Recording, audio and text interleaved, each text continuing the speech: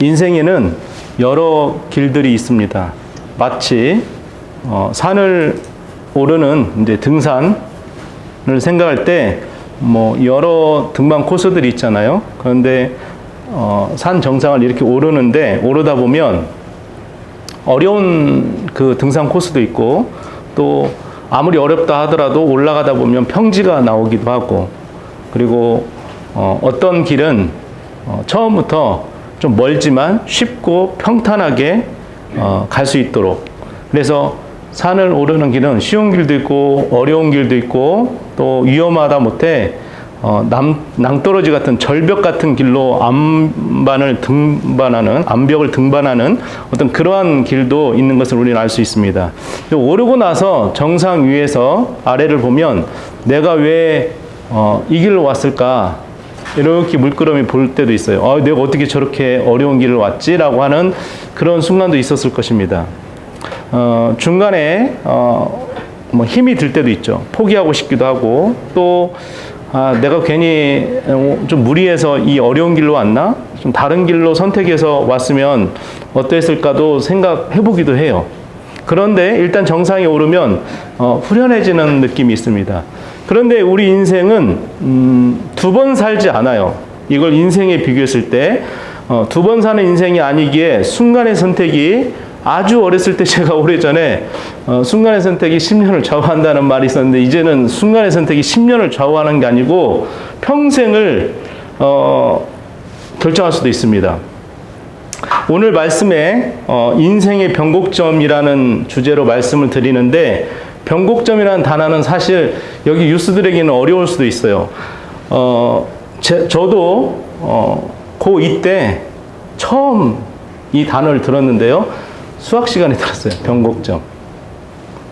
수학 시간에 미분적분을 배워요. 여러분들이 이제 고등학생이 되면 세컨더리에 한 11학년 정도 되면 미분적분을 배우는데 이 미분 시간에 그림 한번 볼까요? 지금 저기에 A라고 되어 있는 저 수학 시간 아닌데 죄송해요. 저희가 변곡점인데요. 곡선이 지금 연두색으로 이렇게 위로 블록이 되어 있고 그 다음에 변곡점을 중심으로 다음 곡선은 아래로 블록이 되어 있어요. 그러니까 두 개의 곡선이 이게 곡률이 얼마나 이제 굽어졌냐? 그 곡률이 바뀌는 시점이에요. 지금 왼쪽에 있는 이 위로 블록 곡선은 그 곡선을 중심으로 접하는 선을 그리면 그걸 접선이라고 하는데 접하는 선을 그리면 기울기가 가파르게 막 올라가다가 변곡점에 가까울수록 이 접하는 접선이 기울기가 거의 없어져요.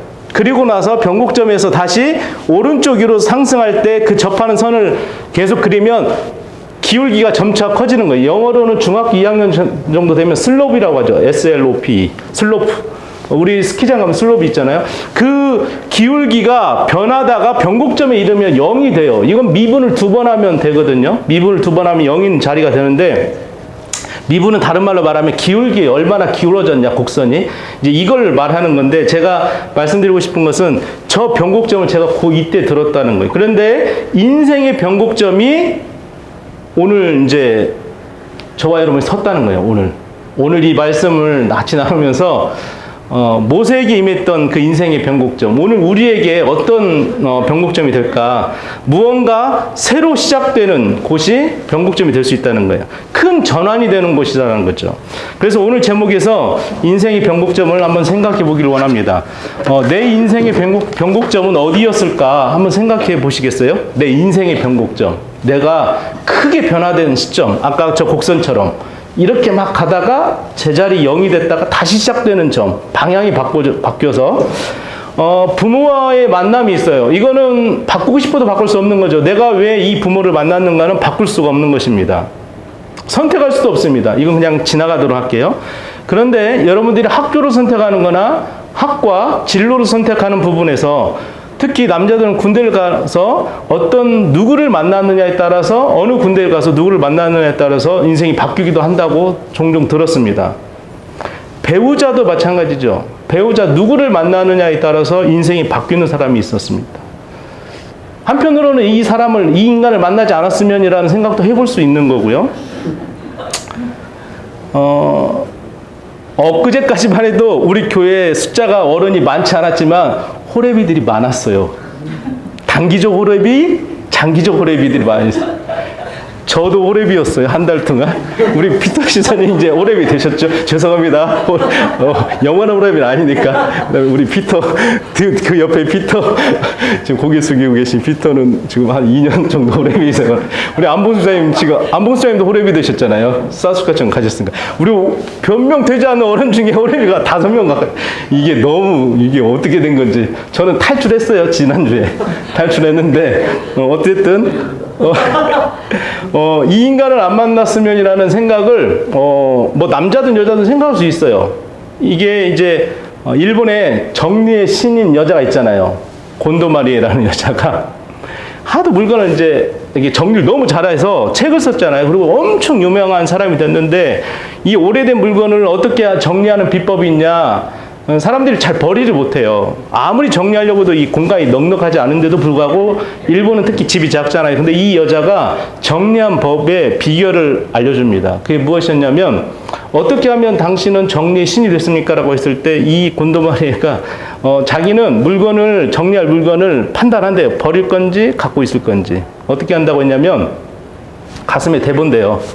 가슴에 그 물건을 대봐서 이게 감격이 있으면 얘는 내가 가지고 있어야 될 물건 감격이 없어 버린다고 해요. 지금 호래비는 됐지만 한번 생각해 보세요. 가슴에 한번 배우자를 한번 생각해 보세요. 내가 결혼을 잘했는가. 가슴이 감격이 있으면 데리고 사는 거고요. 감격이 없으면 그냥 버려도 되는 상황입니다. 한번 생각을 한번 해보세요. 이 곤도마리가 이렇게 말을 했었는데 어쨌든 설레지 않으면 버린다라고 해요. 이게 이제 우리가 어느 배우자를 만나냐에 따라서 인생이 바뀐 사람이 뭐 남자가 너무 잘 돼. 그러면 장가 잘 갔다. 여자를 잘 만났다. 여자가 또 남편을 잘 만났다. 이런 이야기들을 하는 것처럼. 또 직업도 마찬가지입니다. 직업도 우리가 어떤 직업을 하냐에 따라서 우리 인생의 행로가 달라질 수 있는 거고요. 우리가 이곳에 밴쿠버에 왔습니다. 사는 곳이 이곳에 결정되기까지 여러 가지 기도하고 준비하고 여기에 정착했던 이 순간까지도 지금 발을 딛고 있는 이 순간까지도 어떤 계획이 있었을 거라는 거죠. 선택이 있었을 거라는 거예요. 그리고 결정적인 또 한 가지는 예수를 만난 것. 내 인생에서 몇 년, 몇 월, 며칠에 예수 그리스도를 만난 그 사건. 이거는 인생의 큰 전환점이고 변곡점이 됐을 거라는 것입니다. 누구를 만나고 어떤 선택을 하느냐에 따라서 우리 삶은 달라집니다. 예수를 만나고 큰 기쁨과 인생의 의미를 찾았다고 하는 분들이 많습니다. 예수 믿고 살다가 의외로 또 경제적 궁핍이 올 수도 있어요.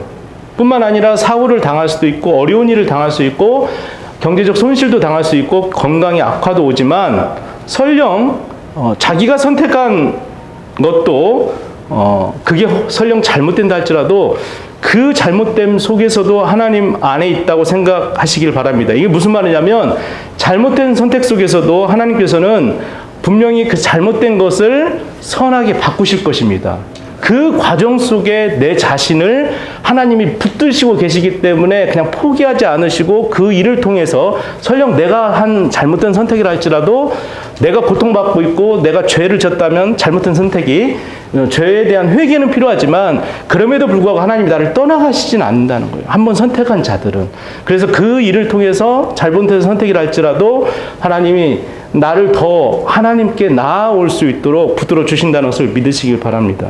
이게 이제 하나님의 신실하심이신 것입니다. 그 안에서 우리가 더 많은 하나님을 알고 더 깊이 하나님을 알고 의지하고 따르기를 길을 여신다는 거예요. 오늘 본문도 그 주인공으로 모세가 나옵니다. 출애굽기 하면 모세가 떠오르고 이집트 바로가 쫓아오고 애굽 바로가 쫓아오고 그리고 홍해가 갈라지고 광야 여정이 시작되는 생각을 우리가 생각하지 않을 수 없어요. 생각하죠. 출애굽 사건을 일으키는 것부터 시작되는 것이 아니에요. 여러분 출애굽기를 우리가 3장을 읽었지만 1장, 2장, 3장 올 때까지 자 출애굽기니까 엑소더스니까 애굽을 떠나는 이야기가 나오는 게 아니고 제일 먼저 무엇이 나오냐면 모세를 부르는 것으로부터 시작됩니다. 모세를 하나님이 부르시는 것에 대한 이야기가 나와요.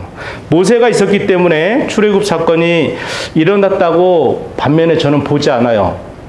무슨 말이냐면 출애굽기에 제일 많이 등장하는 인물 주인공이 바로 모세지만 하나님이 모세를 불러서 지금 출애굽기를 시작하지만 모세가 있기 때문에 이 출애굽 사건이 있었다라고 생각하지 않는다는 거예요. 우리가 성경에서 어떤 인물이 있었기 때문에 하나님 일이 이루어진다라고 생각하는 것은 조금 잘못 보고 있다는 거예요. 무슨 말이냐면 에스더서를 한번 제가 말씀드릴게요. 에스더서를 한번 찾아줄래요? 말씀 첫 번째가 에스더서입니다. 막 글이 써 있는 거 여기거든요. 에스더서 4장 8절에 14절까지인데요. 에스더서는 바벨론이 있고 바벨론이 이제 586 유다가 멸망해서 끌려가요. 586이라고 생각하면 돼요. 586 컴퓨터 586년 BC 586년에 유다가 멸망하고 그때 많은 사람들이 끌려갑니다. 그리고 나서 바벨론이 시작돼요. 그거는 이제 뭐 느헤미야서, 에스더가 끝부분이고요. 다니엘서 거기에 다니엘도 이제 끌려갔죠. 바벨론 나라의 바벨론에서부터 나라가 어디에 망하냐면 메데바사. 이건 이제 다니엘서에 자세히 나오는데 바사는 여러분들이 세계사에서 나오는 페르시아를 바사라고 합니다. 지금 이 바사가 에스더가 활동하던 시대에 아하수에로 왕이 이제 여인을 간택한 중에 에스더를 간택해요. 왕비가 바뀌어요. 에스더로. 그러면서 일어난 일인데 이때 바사왕 1차 포로귀환하고 2차 포로귀환하는 그 사이에 에스더서가 기록되고요. 이제 유대인이었던 이 에스더가 이방 나라의 아하수에로 왕의 왕비가 됐을 때 힘이 막강해지겠죠. 왕비니까. 그런데 삼촌 모르드게가 있어요. 에스더의 삼촌 모르드게가 잘 키워서 왕비가 됐고 모르드게도 고위 관직에 있습니다. 그런데 이 대화가 에스더와 모르드게 삼촌과의 대화가 여기 나왔는데 이 일은 왜 대화가 있었냐면 아말렉 사람이 하만이라는 사람이 있어요. 하만이 유대인들을 다 죽이려고 해요. 그러면서 그 죽이는 과정에 모르드게가 당신이 왕비로 있으니까 왕에게 말을 해서 이 일이 억울하게 유대인들이 우리가 죽임을 당하지 않도록 이 조치를 취하지 않겠냐라고 말을 했을 때의 대화가 서로 왔다 갔다 하는 대화입니다. 그러면서 좀 읽어볼게요. 10절을 보면 에스더가 하닥을 통해서 모르드게에 전합니다.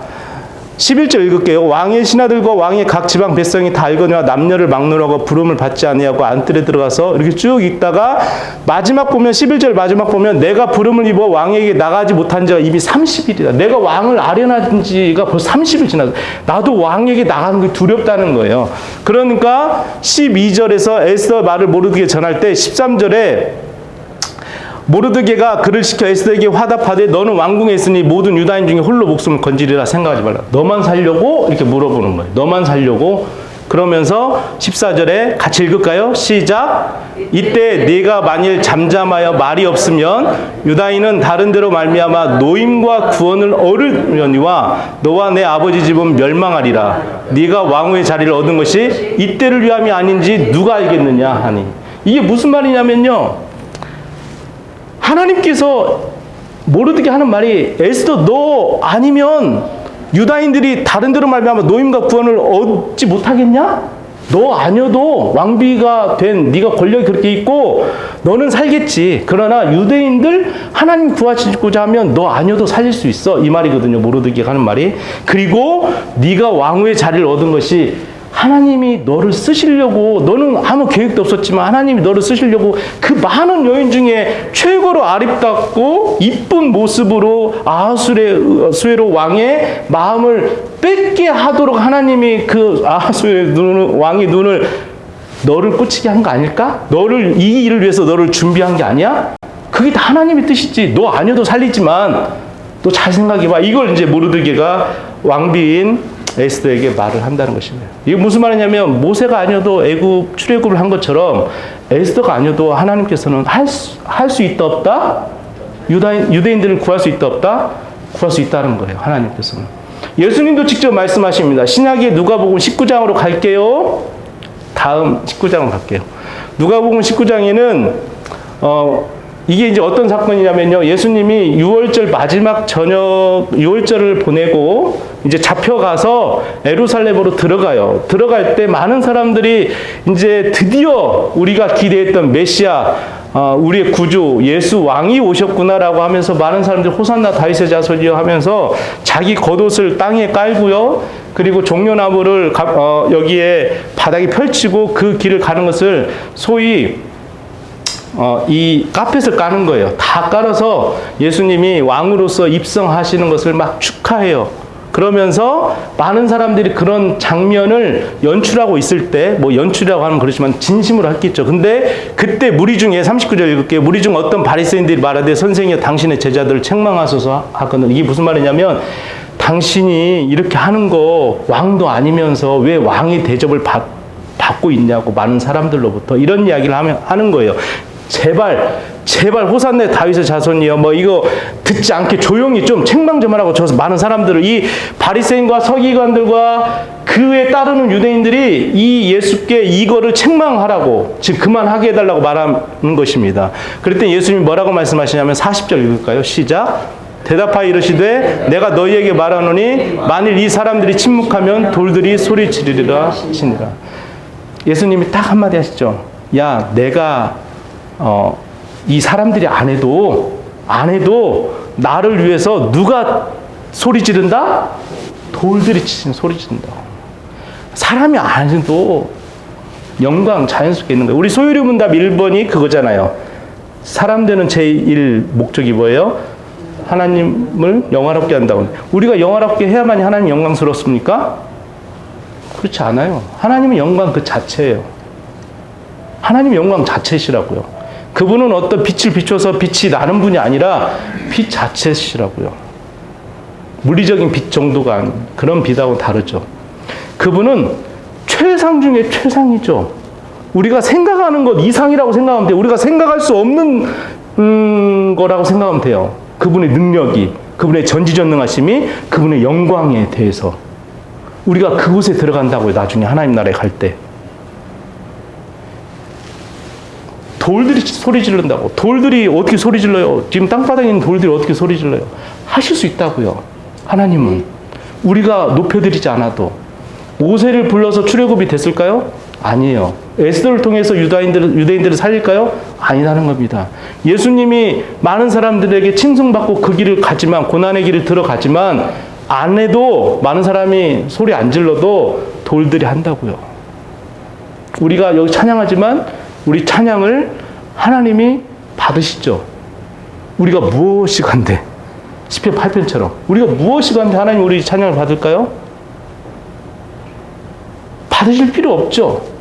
딱 한 가지. 당신의 아들 예수 그리스도의 핏값으로 사신 바 된 당신의 아들의 생명을 맞바꿔서 우리에게 생명 주셨기 때문에 우리의 찬양을 받으시는 거예요. 그걸 믿으시길 바랍니다. 그래서 내가 입을 벌려 찬양하는 것을 들으신다는 거고, 내 신음 속에 고난 중에 하나님께 내가 읊조리더라도 하나님 부르면 하나님은 들으신다는 것입니다. 믿으시길 바랍니다. 성경에는 어떤 인물이 있었기 때문에 하나님의 일을 비로소 하게 되었다. 하나님께서 그 일을 하시게 되었다는 이야기는 하지 않아요. 성경에서는. 그런데도 불구하고 그럼에도 불구하고 하나님은 성경에서 보면 꼭 사람을 들어서 쓰세요.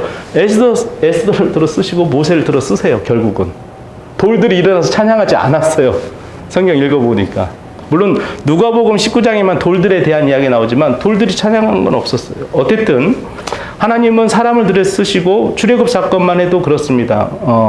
그런데 왜 많고 많은 사람 중에 모세를 들어 사용하셨을까 생각이 됩니다. 우리가 이 비밀을 풀지 않으면 이 출애굽기서 여러 가지 여정을 통해서 길을 통해서 막 가요. 람셋에서 출애굽기 20장 가면 시내산까지 오죠. 그리고 나서 거기서 돌판을 받아요. 그리고 나서 가데스 바네아로 가서 가데스 바네아에서 빙빙빙빙 돌아요. 빙글빙글 돌아요. 한 38년 동안. 그리고 나서 다 1세대 죽고 모세도 죽고 요단강을 건넙니다. 가나안 땅에 들어가는 거죠. 거기에 족속들이 있었죠, 아까. 그런데 중요한 것은 이 비밀을 풀지 않으면 아직도 우리가 성경을 절반도 모르는 셈이에요. 왜 모세를 들어 쓰셨을까? 모세의 이름은 나일강에 띄워 보낸 어떤 아이잖아요. 모세를. 그리고 나일강에서 구조되었기 때문에 물에서 건져내었기 때문에 지어진 이름입니다. 모세라는 이름이 그렇다면 건져냈다라는 뜻입니까? 라고 제가 물어보고 싶어요. 수동태입니까? 능동태입니까? 수동태는 오늘 수학도 하고 영어도 하니까 머리가 좀 복잡하죠. 수동태는 시켜서 당하는 거고 능동태는 직접 하는 걸 말하는 거잖아요. 그러니까 모세는 건짐을 받았죠. 그럼 수동태라고 생각하잖아요. 건짐 받은 자 이렇게 생각할 수 있거든요. 그런데 아니에요. 능동태입니다. 그를 물에서 꺼냈기 때문에 내가 물에서 건져냈다는 이름을 주었으니까 모세라는 이름이 원래대로라면 수동적인 의미가 돼야 돼요. 물에서 건져냄을 받았다라고 생각이 되어져야 된다고요. 모세가.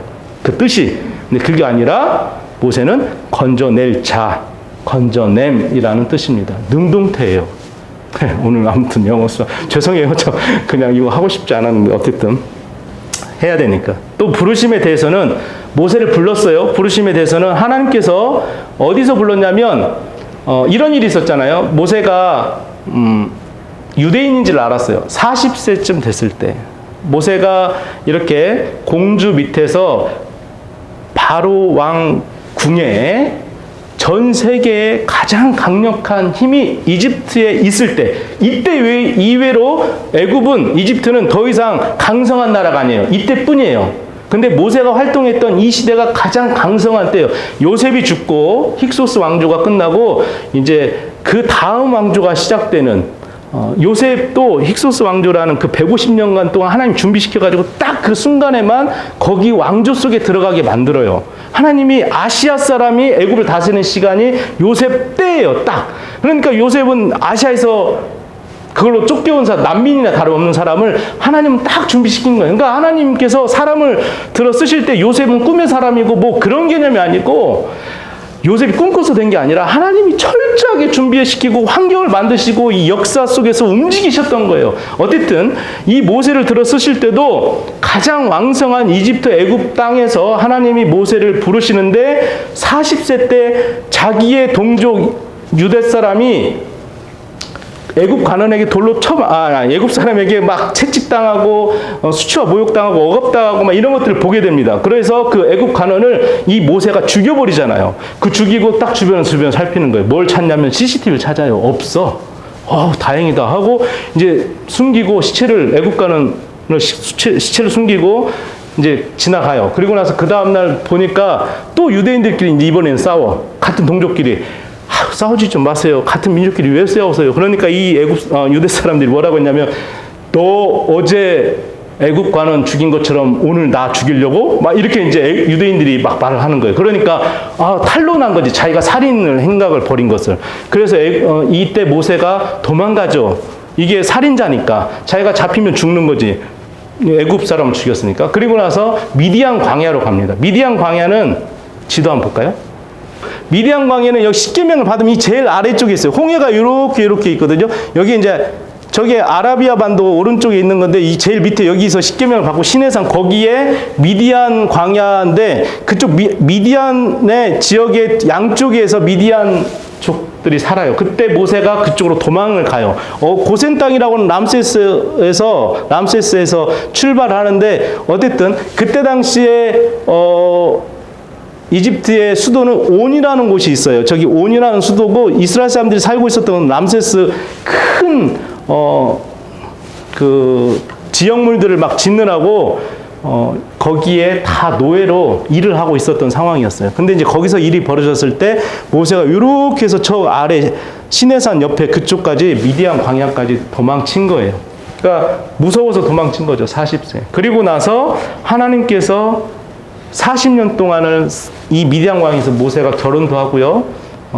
거기 이제 겐 사람 7명의 여인 중에 자녀 7명의 딸 중에 한 명하고 이제 결혼하죠. 그리고 시프라. 근데 거기에서 80세가 될 때까지 살아요. 40년 동안 피해서 도망자의 신세 속에 누가 쫓아오진 않지만 어쨌든 다시 중앙으로 나가지 못하고 어쨌든 모세는 거기 있는 중에 하나님께서 떨기나무 속에 나타나십니다. 근데 그게 떨기나무가 불꽃이에요. 그때 모세를 부르시는 그 모세에게 나타나실 때 이 불꽃이 참 특이해요. 나무에 불이 붙었는데 타지가 않아. 마치 여러분 집에 가면 벽난로가 있는데 가스로 된 벽난로 딱 키면은 불이 안 붙죠. 나도 이거 한 20분 여기 처음에 캐나다 와가지고 막 쳐다봤어요. 왜 불이 붙었는데 이게 타지 않냐? 진짜 불인데 뜨겁거든요. 근데 타지 않아. 모세를 부른 것처럼 나를 여기에 불꽃 떨기 이 타지 않는 불꽃에 나를 불렀나? 이 생각 순간 했어요. 순간. 근데 이게 재질이 뭔가 이 생각했는데 안 타. 또 끄면은 재가 아니고 키면 또 불이 붙어. 참 특이해요. 어쨌든 그렇게 하나님께서 모세를 불꽃 떨기 나무 가운데 불렀습니다. 모세를 부르시는 이 사건으로부터 이제 40년이 지났을 때 그가 이게 어떤 의미일까? 자기가 가진 신앙으로 하나님을 위해서 주먹을 쥐고 일어났던 그 40년 전의 사건이 있었잖아요. 아까 애국간원을 죽였던 일. 그 일은 자기의 열심 속에서 하나님의 일이라고 생각하고 자기의 동족, 유다의 백성, 하나님의 백성들을 괴롭히는 애국간원을 죽였던 일은 모세에게는 자기가 생각할 때는 하나님의 열심이었어요. 하나님을 향한 자기의 열심이었다고. 근데 하나님은 그게 아니라는 거예요. 하나님은 그걸 받지 않으셨던 거죠. 그리고 나서 40년 동안 광야에서 훈련시키고 그냥 지내게 하시다가 불꽃 떨기 속에서 모세를 만나셨는데 그 불꽃 떨기가 타지 않는다는 것은 그 열정이 네 열정 속에서 하는 것이 아니라 내가 너에게 주는 열정으로 해야 된다는 걸 말한다는 거예요.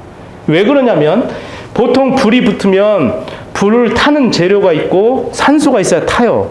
그런데 이걸 만약에 나무에 그 불이 붙었다면 그 불 타는 건 몇 시간이면 다 타서 없어져 버리죠.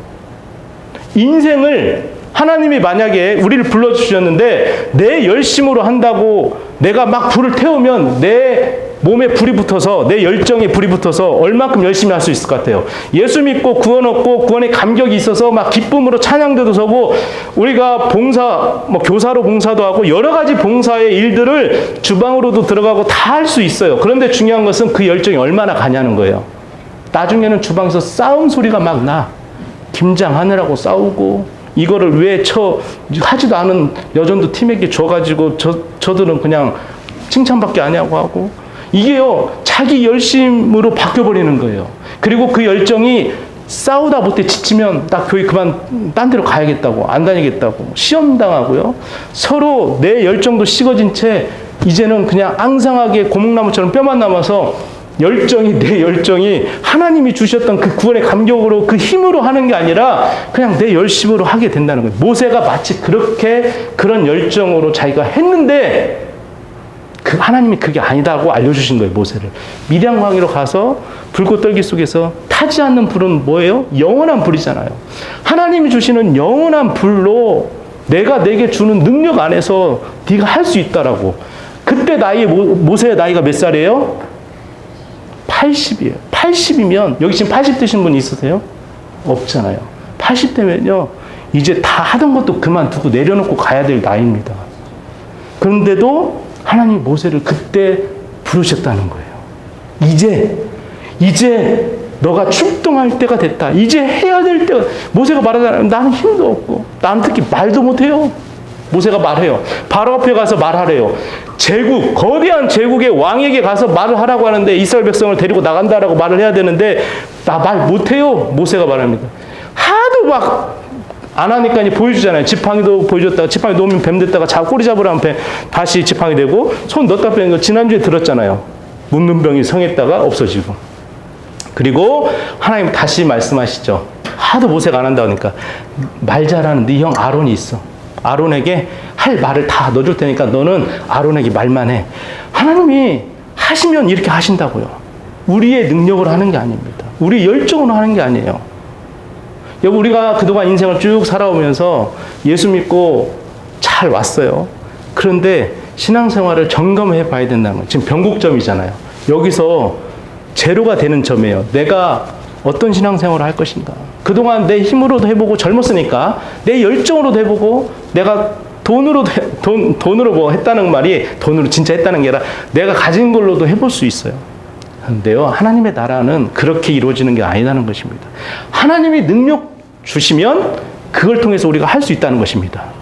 그래서 하나님을 의지하는 것, 내 힘이 아닌 내 생각과 내 계획과 내 열정으로 하다가는 다 없어져 버린다는 것입니다. 모세에게 이렇게 보여주신 타지 않는 불꽃 떨기 나무 속에 모세를 불러주신 것입니다. 사실 모세는요, 저 미디안 광야로 갈 때 자기가 40년 후에쯤 언젠가 하나님 날 부르시겠지 하고 도망간 게 아니에요. 무슨 말이냐면 도망자의 신세, 살인자라는 신세로 도망간 거예요. 자기 목숨 부지하려고 도망간 거예요. 일개 나라의 왕도 될 수 있었지만 왕은 안 됐죠. 하세스트가 모세의 어머니지만 안 시키죠. 왜냐하면 다른 이종 사촌 간에 결혼해가지고 난 아들이 있었거든. 아멘호텝이라고. 근데 이제 그 결혼해서 난 아들이 있으니까 결국 모세가 왕이 될 수는 없어요. 어쨌든 그런데 히브리서에는 뭐라고 말하냐면 이 사건을 바로궁의 영화를 버리고 하나님 편에 있어서 믿음으로 광야로 갔다라고 기록하고 있어요. 믿음으로 광야로 갔대. 나는 이게 이해가 안 돼요. 자, 히브리서 한번 볼까요? 자, 모세에 대한 이야기가 11장에 믿음장에 나오는 모세의 설명이 이렇게 나옵니다. 믿음으로 모세가 났을 때 석 달 동안 숨겨 왕의 명령을 무서워하지 않고 하면서 쭉 가다가요. 25절 보면 하나님의 백성과 함께 고난받기를 잠시 죄악의 낙을 누리는 것보다 좋아하고 그리스도를 위하여 받는 수모를 애굽의 모든 보화보다 더 큰 재물로 여겼으니 이는 상주심을 바라봄이라. 믿음으로 애굽을 떠나 왕의 노함을 무서워하지 아니하고 보이지 아니하는 자를 보는 것 같이 하여 참았으며. 보면 믿음으로 모세가 이렇게 했다라고 해요. 믿음으로 미디안으로 갔대. 저는 이해가 안 돼요. 이런 건 또 믿음인가? 모세는 자기 생명 구제하려고 간 건데 하나님 입장에서는 모세를 믿음의 사람이라고 말을 합니다. 이게 무슨 말이냐면 내가 생각했을 때는 믿음 같죠. 내가 생각했을 때 주의 일이라고 생각하는 그 일들조차도 하나님이 인정하지 않을 수도 있다는 거예요. 반대로 하나님이 들어 쓰시고 하나님이 능력 주시면 하나님이 하시고자 하면 내가 그 일이 작든 크든 간에 그거 놀라운 일이라는 거예요. 그건 어떤 일이냐면 하나님의 믿음으로 한 일이라고 말씀하신다는 것입니다. 이것이 모세를 부르신 믿음의 사람이라고 히브리서에서 말하는 이 모세를 평가할 때 하나님 평가하신 내용이에요. 우리에게 믿음 주신 사건은 죄인이지만 모세처럼 죄인이 있죠. 우리도 죄인이잖아요. 모세도 죄인이었지만 그래서 미디안 광야로 갔지만 그럼에도 불구하고 하나님 믿음의 사람이라고 말했듯이 우리도 믿음 주신 하나님 입장에서는 죄인입니다. 그러나 하나님의 강권하심으로 믿음 주시고 의인이 된다는 말이 이해되시는지 모르겠어요. 우리는 모세처럼 예수를 죽인 살인자잖아요. 하나님의 말씀을 거역한 진노의 자식입니다. 용서받을 수 없는 사람들이에요. 우리는 스스로 죄를 해결할 수도 없는 자들이고 오직 하나님의 은혜로 죄 용서함 받았다는 것이라는 것입니다. 이것이 믿음이라는 거예요. 그 자체가 믿음이라는 겁니다.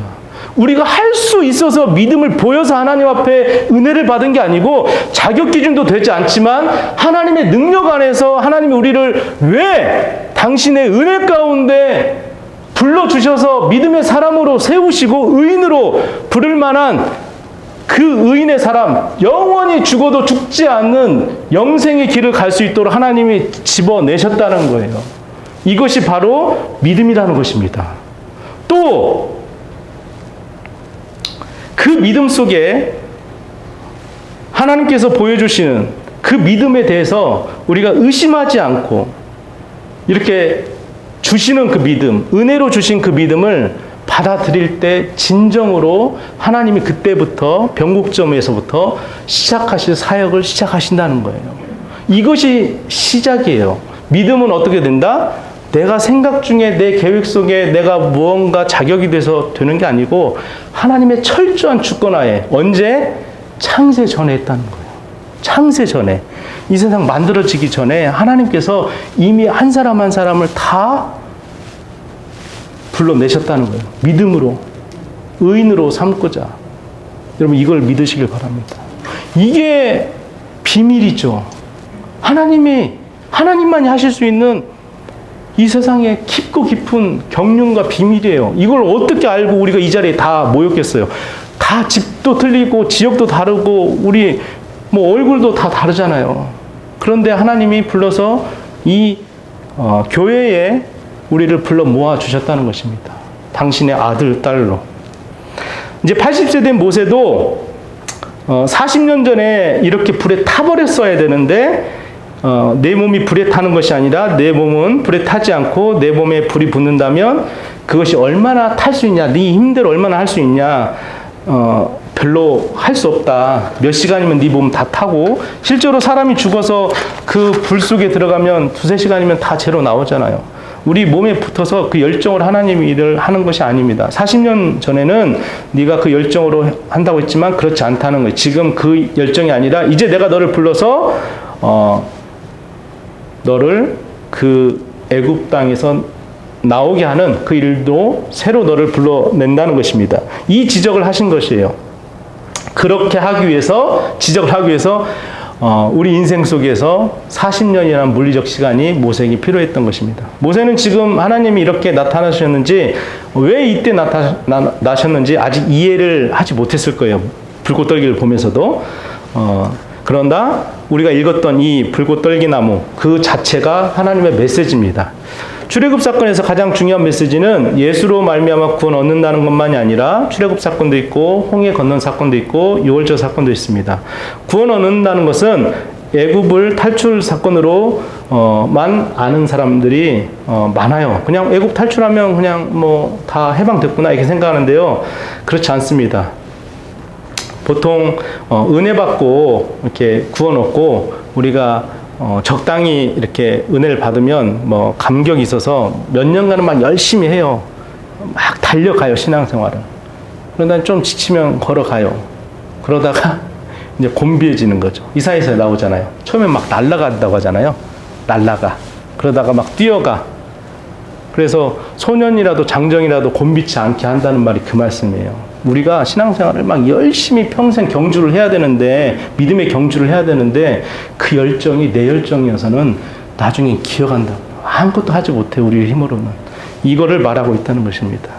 그래서 재고가 바닥나죠. 자기 일에 열심으로 하면 하나님이 하시는 거하고는 비교가 안 되는, 우리는 다 바닥나요, 드러나.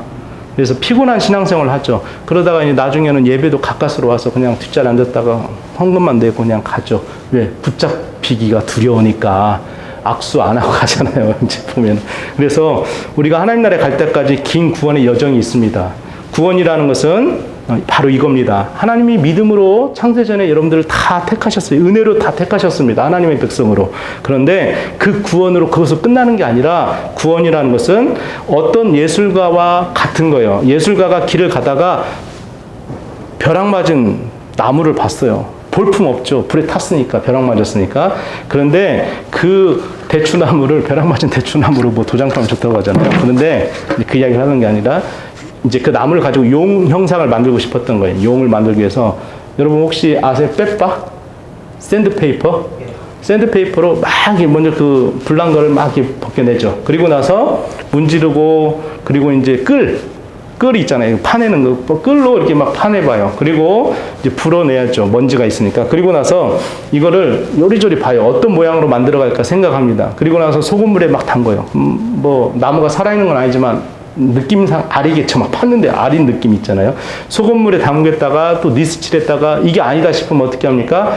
다시 홀딱 벗겨내. 그 지금까지 니스칠했던 거. 그리고 나서 다시 또 불에 넣고 또 만들어가고.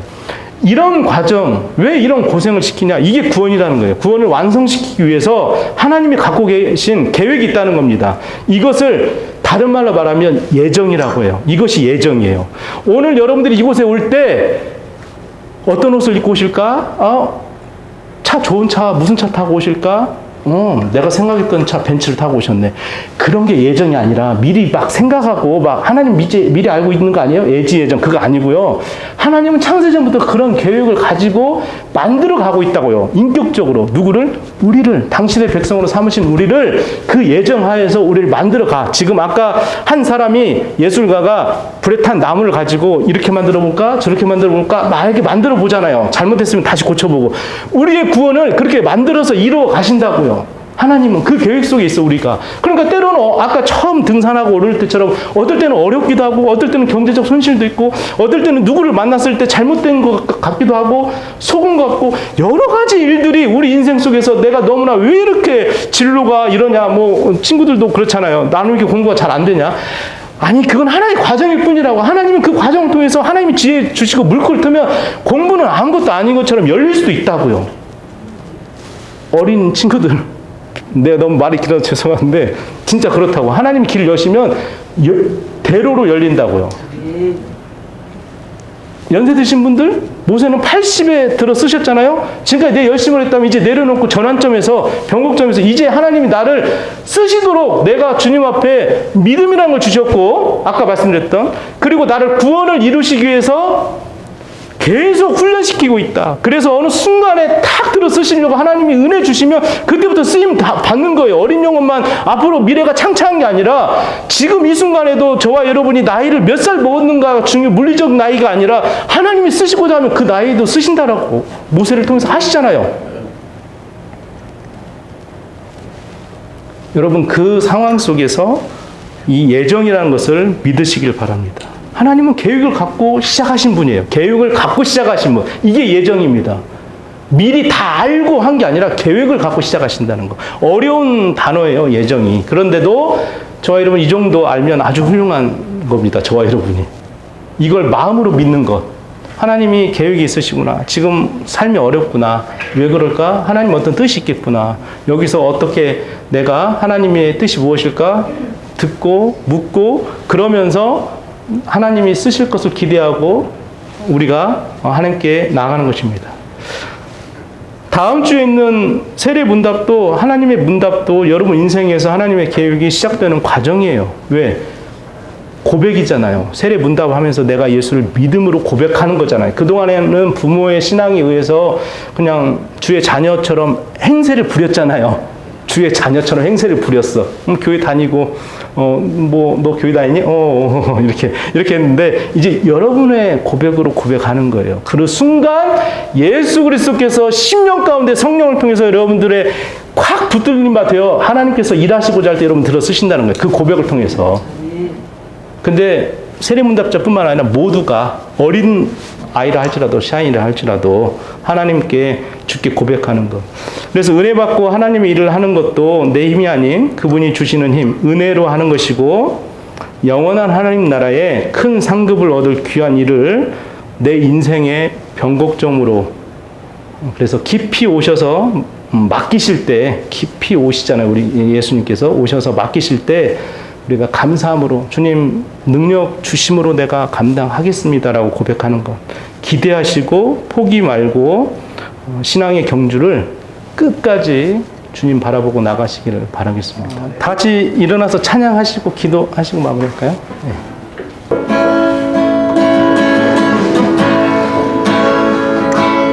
주님이 주신 땅으로 한 걸음씩